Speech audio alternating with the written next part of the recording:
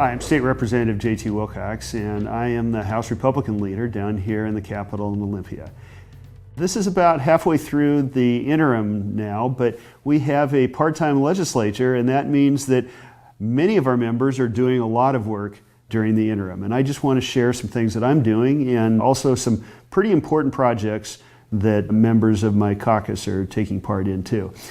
First, State Representative Gina Mosbrucker, who is also the Deputy Caucus Chair for the House Republicans, is working on an issue that she's become a leader on, and that is trying to end the disappearance of indigenous women from the state of Washington. And because she's a leader in Washington, she's also become a leader in trying to find solutions to this problem nationwide, and she is in demand everywhere that this is a problem.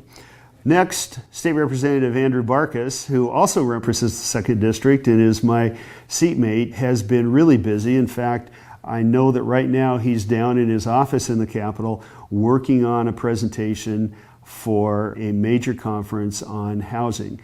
And the thing that I really appreciate about Andrew is that he knows this from a practical point of view. This is a problem where ideology has taken over.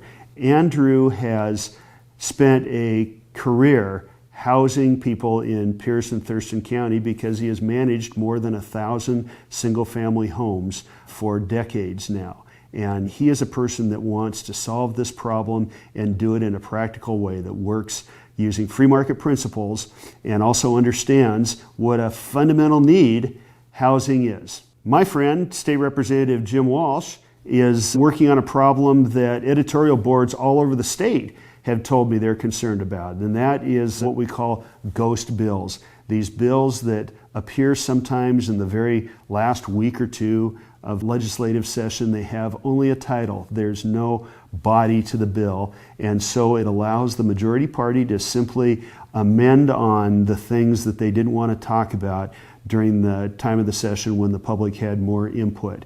His series of bills would make that impossible to do in the future. And that means that when the majority party decides that they want to impose a new tax, they're going to have to talk about it well in advance, and the people that the tax is targeting are going to be able to understand what's going to happen to them, and if they want to, they're going to be able to mount a defense against that. And I think that's very important in our democracy. And Representative Dan Griffey is also working on something that he's become a leader on, both in the state and elsewhere, and that is looking out for the victims of sexual crimes. Dan has spent 6 years working on ways that we can go back and prosecute people that harmed children.